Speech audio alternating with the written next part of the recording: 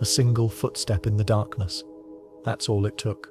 One misplaced sound, and the fate of a warlord, perhaps the fate of an entire province, would change forever. Imagine, you are a samurai lord, sleeping in your fortress, surrounded by loyal guards. You believe you are safe, but somewhere, in the silent corridors, a shadow moves, unseen, unheard, a whisper of silk, a glint of steel. The next morning, you are gone. No one saw the assassin. No one heard the blade. The only clue, a mysterious note, folded with impossible precision, left on your pillow. Who were these invisible warriors? Were they even real?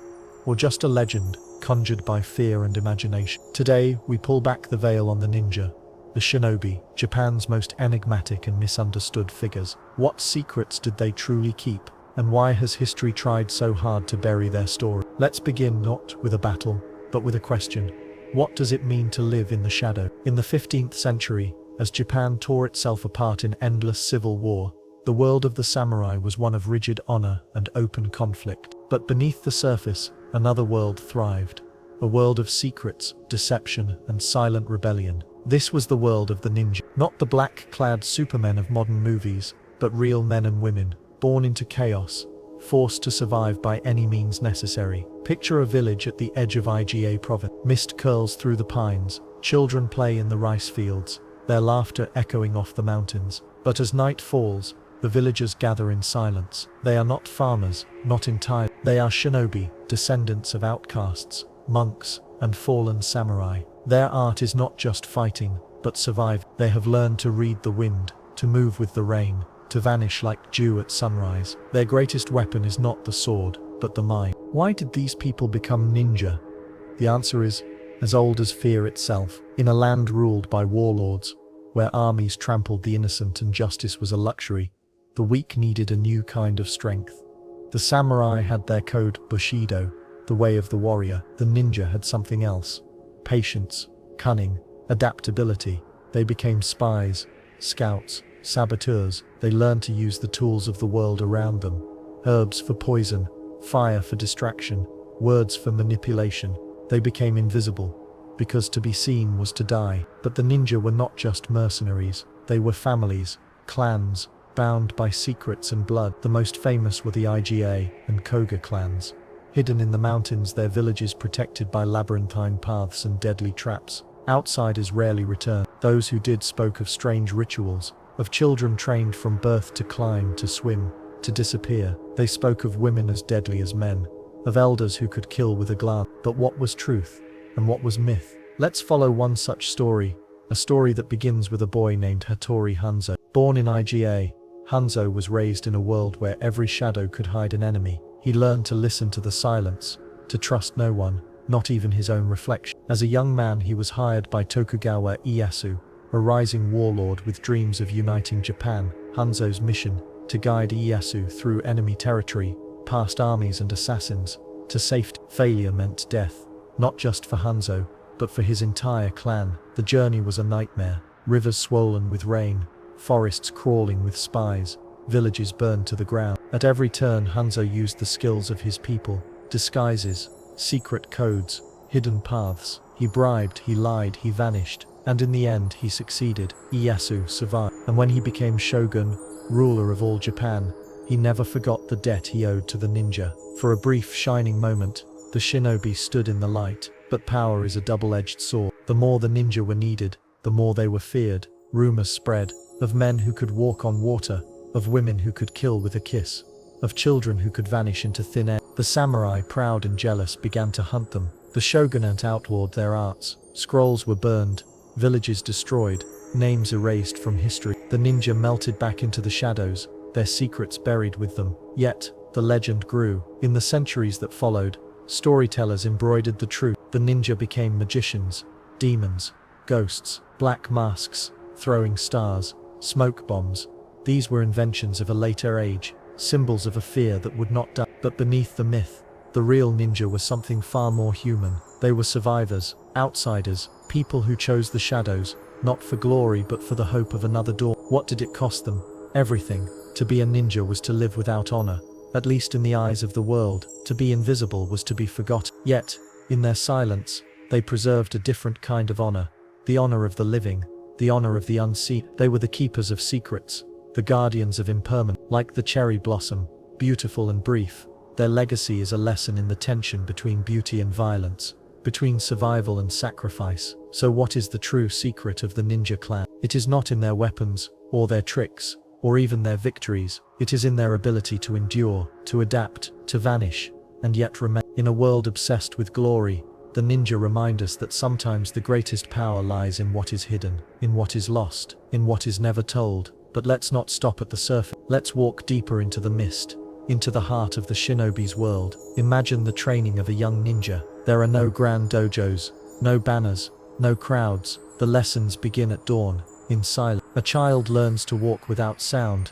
to breathe with the wind, to see without being seen. They are taught to climb trees as easily as walking, to swim rivers in the dead of night, to read the language of birds and insects. Every sense is sharpened, every weakness exposed. Failure is not punished with words, but with the cold indifference of nature. The mountain does not care if you slip, the river does not care if you drown. The tools of the ninja are as humble as they are deadly: a length of rope, a handful of rice, a bamboo the famous shuriken throwing stars are not weapons of war, but distractions, tools to buy a moment's escape. The real weapons are the mind and the body, honed to a razor's edge. The ninja's greatest art is not killing, but not being killed. And yet, for all their skill, the ninja were haunted by the same fears as any human.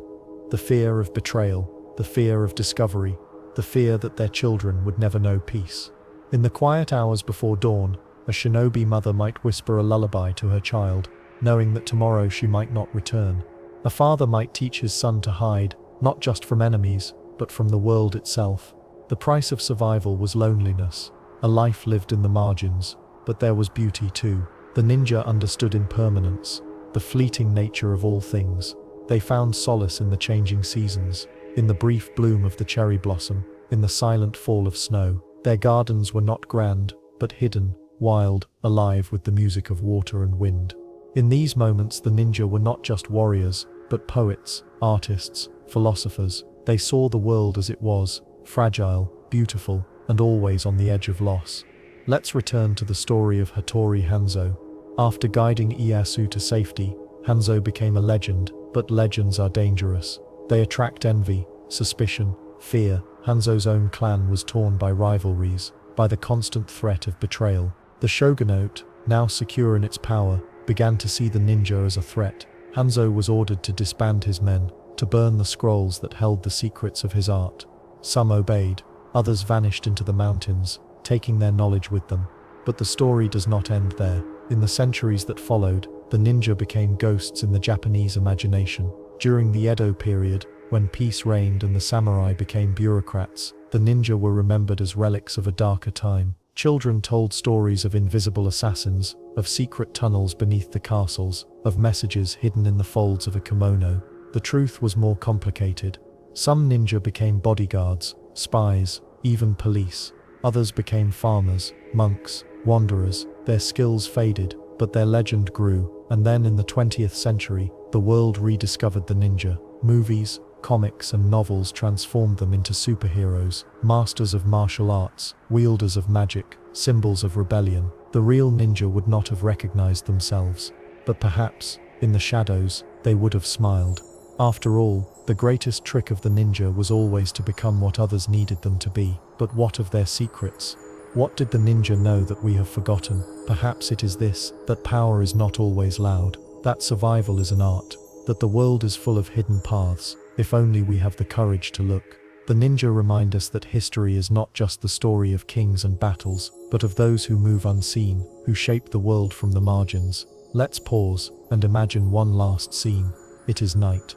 The moon is high. A lone figure moves through the forest, silent as a falling leaf. He carries no sword, no armor, only a small pouch of tools and a heart full of secrets. He pauses at the edge of a clearing, watching as soldiers pass below. He could kill them, but he does not. Instead, he waits. He listens. He learns. In the morning, he will return to his village and share what he has seen. His people will live another day. No one will know his name. But in the silence, in the shadows, he has changed the course of history. This is the true legacy of the ninja. Not glory, not power, but survival. The ability to endure, to adapt, to vanish, and yet remain. In a world that worships the visible, the loud, the celebrated, the ninja teach us to value the hidden, the quiet, the forgotten. They are a reminder that every story has a shadow, and that sometimes the most important truths are the ones we cannot see. As you walk away from this story, remember history is written by the victors, but it is haunted by the shadows. The ninja lived and died in those shadows, shaping the fate of Japan in ways we may never fully understand. Their secrets are not just theirs, they are ours, too. The next time you hear a footstep in the dark, ask yourself, what stories are waiting, just out of sight, and what mysteries will you dare to uncover next, here in the Mystery Archive? But before you go, let's reflect on one final truth. The ninja were not born from darkness. They were born from necessity, from the need to protect, to survive, to find meaning in a world that offered little mercy. Their art was not just deception, but resilience, not just violence, but wisdom. In their silence, they preserved a different kind of honor, the honor of the living, the honor of the unseen. So the next time you see a cherry blossom fall, or hear the wind whisper through the pines, remember the ninja, remember the secrets they kept, the lives they saved, the world they shaped from the shadows, and remember that, in the end, we are all a little bit ninja, moving through a world of uncertainty, searching for our own hidden paths, our own moments of grace. Thank you for joining us on this journey into the heart of Japan's most mysterious clan. If you hunger for more secrets, more stories, more glimpses into the shadows of history, stay with us. The Mystery Archive is just beginning to reveal its treasures, and who knows, the next secret may be yours to discover.